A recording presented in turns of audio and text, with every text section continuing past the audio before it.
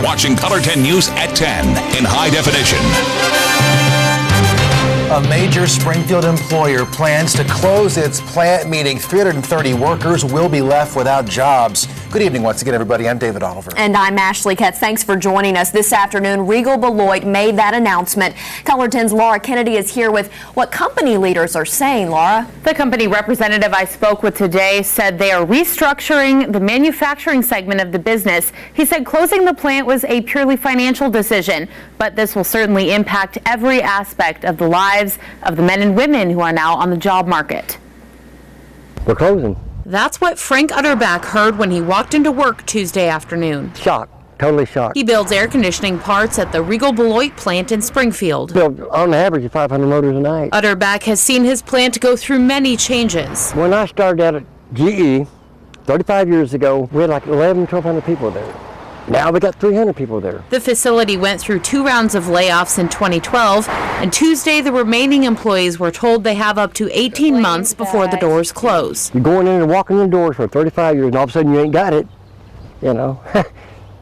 It just kind of blows your mind, you know. A Regal representative declined an interview, referring me to a public statement. The company is consolidating its operations in Springfield to remain globally competitive, it reads.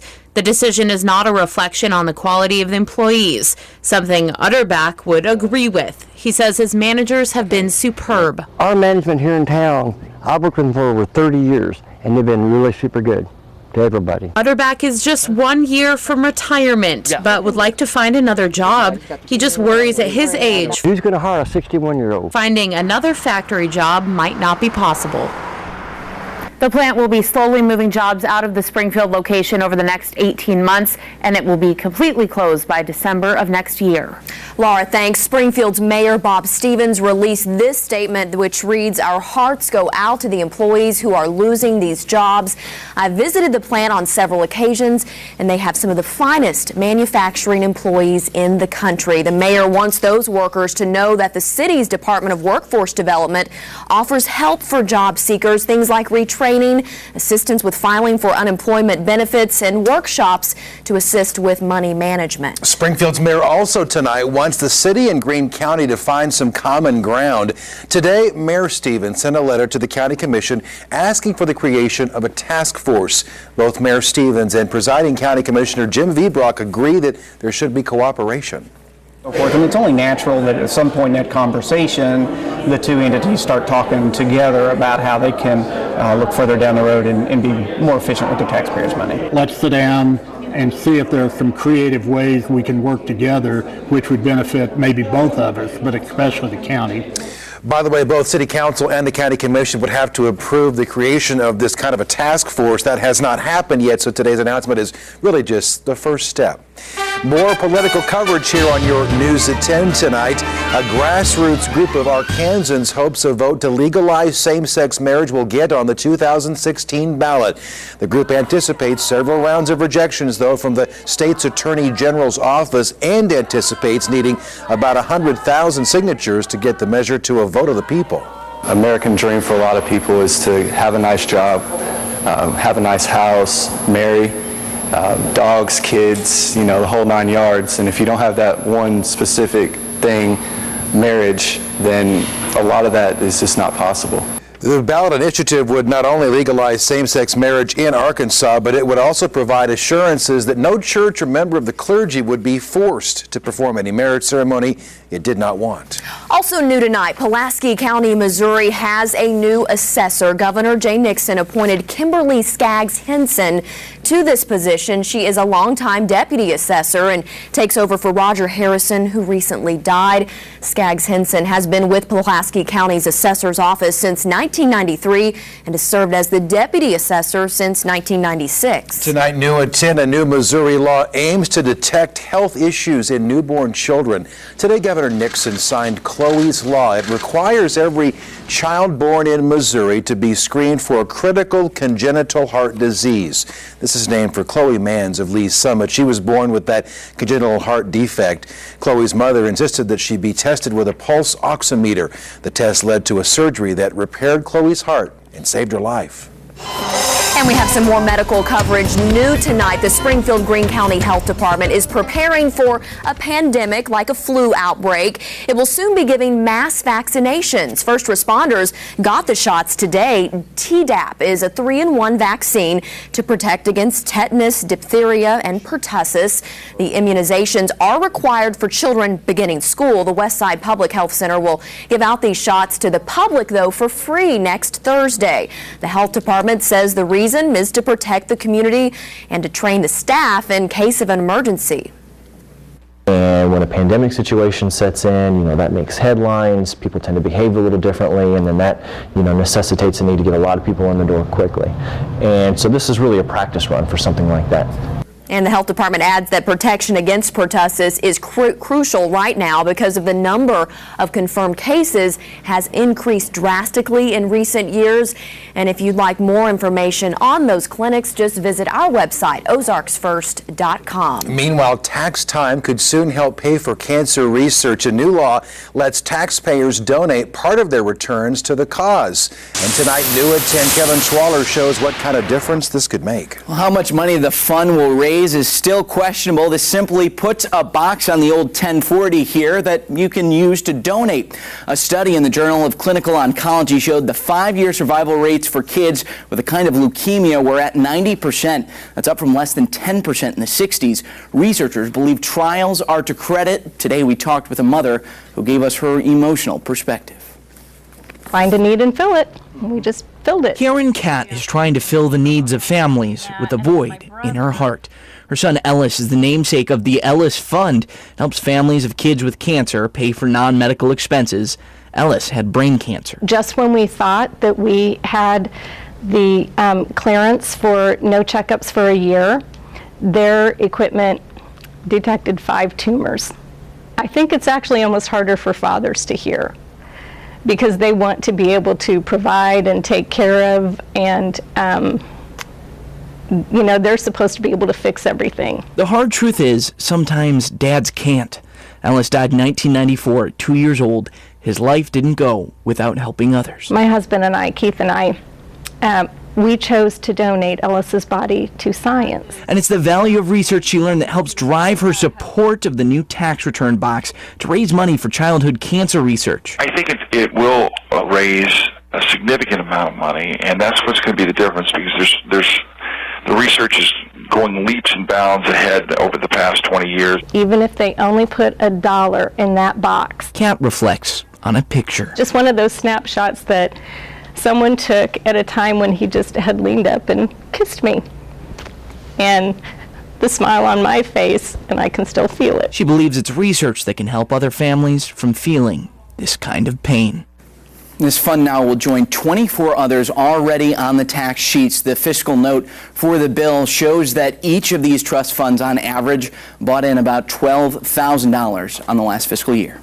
Thanks, Kevin. If you want to learn more about this trust fund and the Ellis Fund in our story, you can go to our website, ozarksfirst.com. And here is Jamie Warner. He's standing by with a very hot Ozarks First forecast tonight. Yeah, the forecast is hot. We've already seen plenty of heat. Today, the warmest day of the week so far. Temperatures made it well into the 90s. 95, in fact, here in Springfield.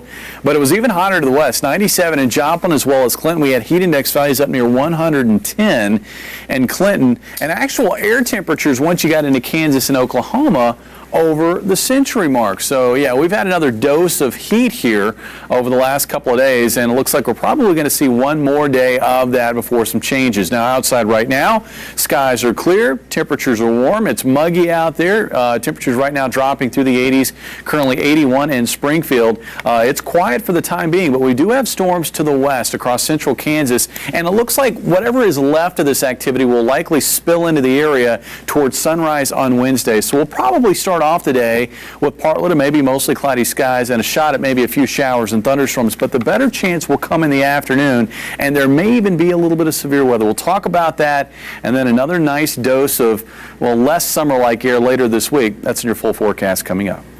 Thanks, Jamie. New at 10, testimony resumes tomorrow in a Springfield murder trial. Today, attorneys gave opening statements, then began questioning witnesses in the Jordan Martin case. Martin is charged with murder for the 2010 death of Cody Ray. Prosecutors say Martin drove another man to a home on West Chicago, and that man shot and killed Ray. A judge plans to sentence a convicted murderer in November. Today, Morris McCabe was found guilty of killing 2 men and a woman near Stoutland, that is in Camden County. This is the home where Donald Young, Donald Myers, and Sally Amos were found shot back in December of 2010. McCabe has previously served time for murdering a Lebanon man back in 1979. A metal recycling plant in Springfield has some damage tonight after a fire earlier today. Crews were called out to Springfield Iron and Metal just before noon. These gray plumes of smoke could be seen there for miles. Firefighters put out the fire in about 20 minutes, but police had to step in and direct traffic over there in that part of southwest Springfield. Plant managers believe a vehicle with fuel inside ignited as it was going through a shredder. Hundreds of seniors in the Ozarks depend on a meal delivery program. And that program needs drivers. It would be pretty rough without it. The short amount of time required to make a big difference. We invite you to follow Caller 10 on Facebook. You can do that by finding the Facebook icon right there on ozarksfirst.com.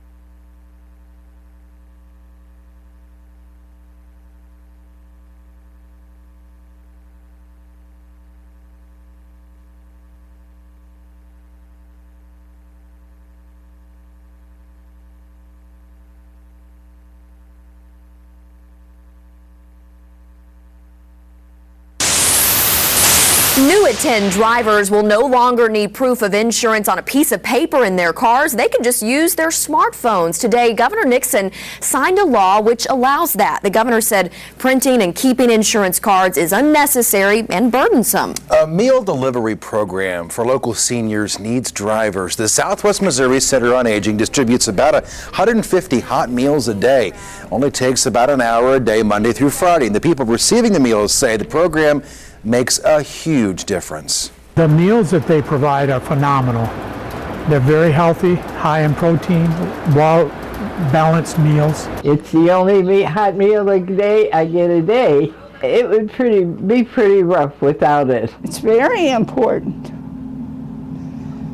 It assures me that I get at least one meal a day. Volunteers for that program must be 18, have a valid driver's license, their own vehicle, and car insurance too. For more information on how you can get involved, visit our website. We're at ozarksfirst.com. Well, the Missouri Lottery knows tonight which Springfield store sold a $1 million Powerball ticket. Now it just has to find the person holding that ticket. That's right. They're laying low tonight, but this is the store on West Sunshine. This come and go right here. The winning ticket from Saturday's drawing matched all 5 white numbers. The red Powerball was the only one off. Here are those numbers again, just in case you want to check: 2, 13, 35, 36, and 52. Well, people who like hot weather certainly feel like winners right about now, Jamie. David, I think you're one of those guys, aren't you? I'm liking it. I like the hot weather. He loves the heat. Well, he's going to love tomorrow's forecast, but maybe not so much the rest of the week. That's right. We've got a front on the way tomorrow. It could spell trouble in the form of strong to maybe severe storms, but it will be followed by another dose of fairly comfortable air for this time of the year. Look at that in your full forecast. It's coming up next.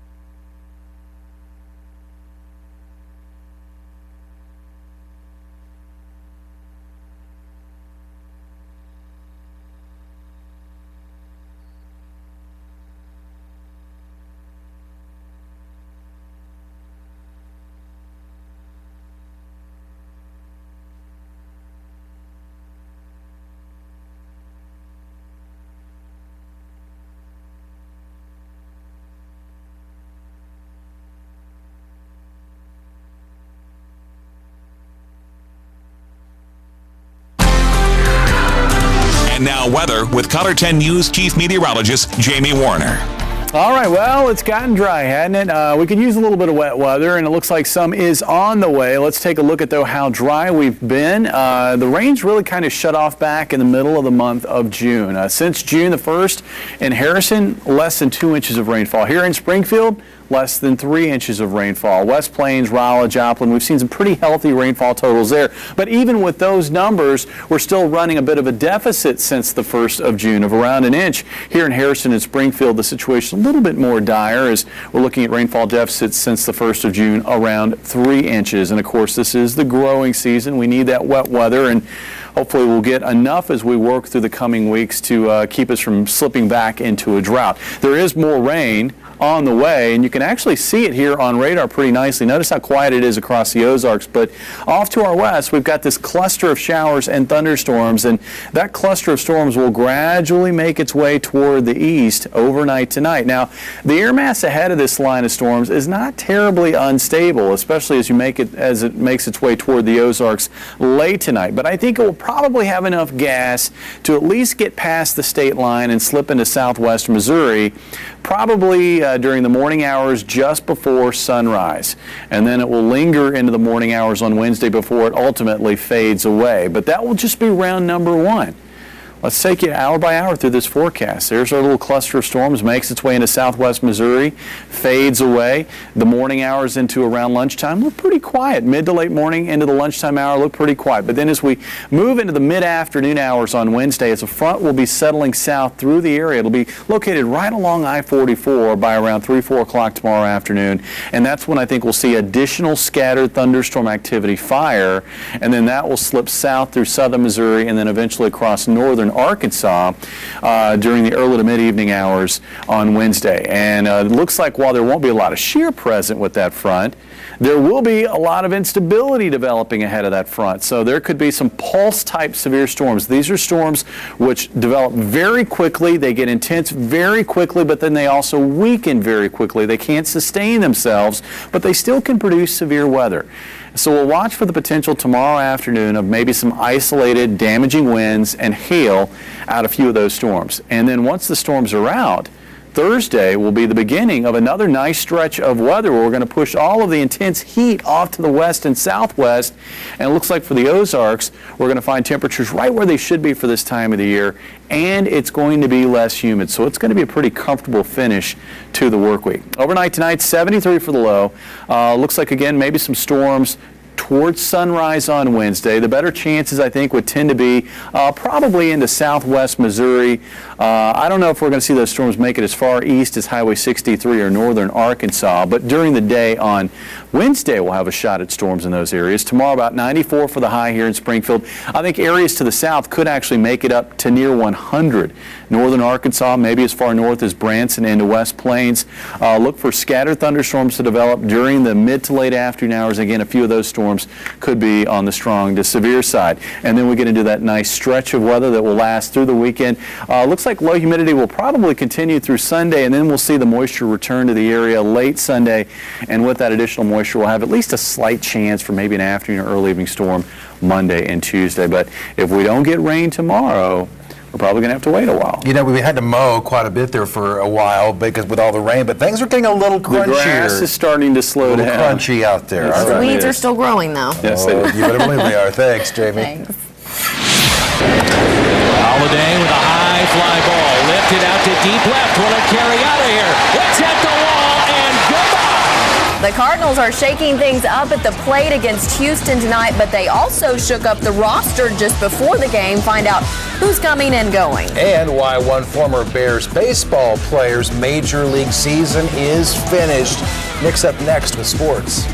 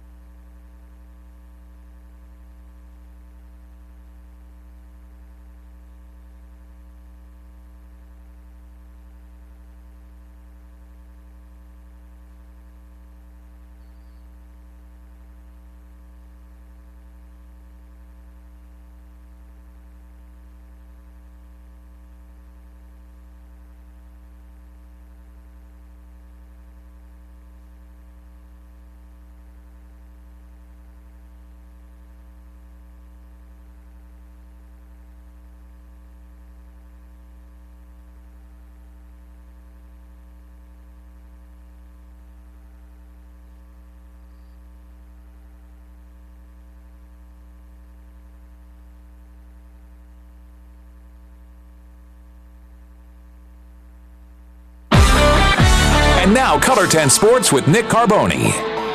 What a tumble for Mitchell Boggs this year. He started the season as the closer for the St. Louis Cardinals, and it's all gone downhill from there. Today, Boggs, who's been at AAA Memphis since the end of May, was traded to Colorado for a better spot for the Cardinals when they look to sign international prospects. That's it.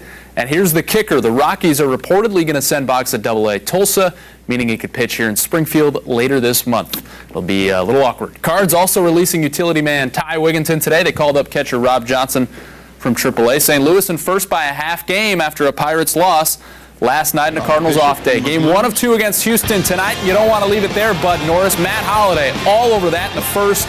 He's got a baker's dozen on the year now, 2-0. St. Louis, plenty for Adam Wainwright. Here in the fourth, Waino going for his 12th win. He's always had that curveball. Jason Castro finds out. Now, J.D. Martinez, that one might be the best of them all. Mark Krause, not sure who that is, but he strikes out. Waino struck out 9 in 7 innings. Bottom half of that inning, bats get going off of Norris. Matt Carpenter rips one down the line. Carlos Pena can't handle it. 27th double on the year for Carpenter. Daniel Descalso, John Jay scored 5-0. Double for the All-Star Carpenter. How about the All-Star Carlos Beltran picking up his 52nd RBI of the season? It's 6-0 St. Louis. Cards trying to close this one out. They are up 9-4 in the 9th inning. This is a 2-game set. It wraps up tomorrow. Rookie Shelby Miller trying to get his 10th win and sweep the Stros. New tonight at 10, let's check in on the Pirates. Started the day half game behind the Cardinals, trying to avoid a 4th straight loss facing Oakland. They're up 1-0, but Brandon Moss knocks a 2-run shot off of Garrett Cole, his 16th, and Pittsburgh falls 2-1. The Royals are 6 games behind Detroit in the AL Central heading into today's action. Royals going to get a crack at second place Cleveland later this week, but not until their 4-game series in New York is done. KC won Game 1 last night. Little trouble here in the first for James Shields, though. One of the only recognizable names on the Yankees, Robinson Cano, drives home a run in the first inning, and it's 1-0. But here in the fourth, little help for Shields. If you want to get down on the ground. Lorenzo, great sliding catch, taking a hit away from Eduardo Nunez. And then more help for Shields here in the 6th. David Lowe off of CC Sabathia. That's the 3rd for Lowe. He's called up in May. He's been sensational. 1-1 game. Moved to the 7th inning. Sabathia still on. Oh, Billy. Just a shot. 2nd in 2 days, his 8th of the year. 2-1 Royals. Shields, he went 7, struck out 5. He gets his 4th win, and the Royals win 3-1. Former MSU Bear Sean Markham's Major League season is over. He'll have surgery in St. Louis next Monday to address numbness in his pitching hand. It's kind of like what Chris Carpenter is going through. Markham, well, he needs something fixed because he's 1-10 in his first year of a 1-year deal with the New York Mets. Major League Baseball may be closer to major suspensions for big stars like Alex Rodriguez and Ryan Braun and also 20 others. This stems from those players' connection to a biogenesis lab that may have provided players with performance-enhancing drugs. The league will interview Rodriguez Friday. Braun reportedly refusing to answer questions during an interview last week. So we'll see what happens with that. Meanwhile, the Cardinals in first place, providing that they win tonight's game by 1.5 games now. Go Cards. All right, thanks, Nick. We'll be right back.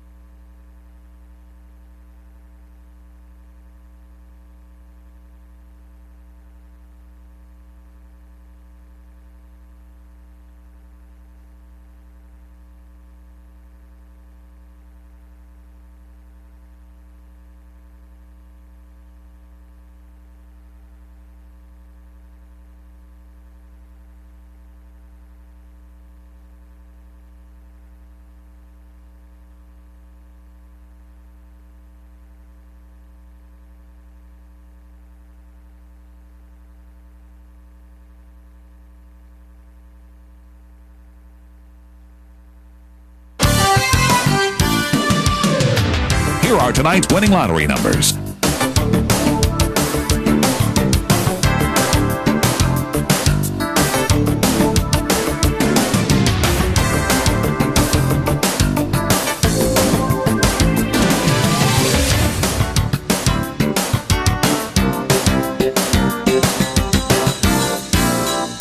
Color 10 News will continue in a moment.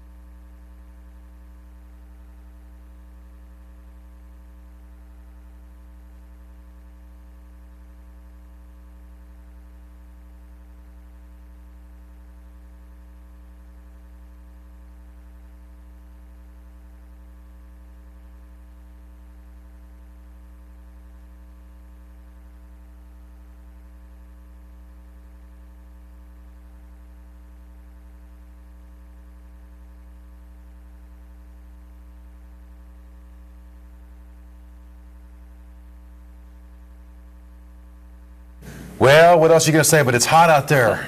It I got is. nothing else. Nothing One clever. more day of the kind of heat that we saw today. And tomorrow it'll probably get tempered a bit by a chance for some scattered thunderstorm activity, especially in the afternoon. But there could be a few storms early in the day as well. After Wednesday, it's going to get dry again. But it's also going to feel a lot nicer outside with highs only in the upper 80s. And it's the lower humidity that we're really going to be thankful for. How did we get so lucky in July? 80s. So that humidity, you're saying it's never coming back. It'll be back. Never, ever. You heard it here first. We're kidding. Thanks for watching Color 10 News. Good night. We'll see you tomorrow.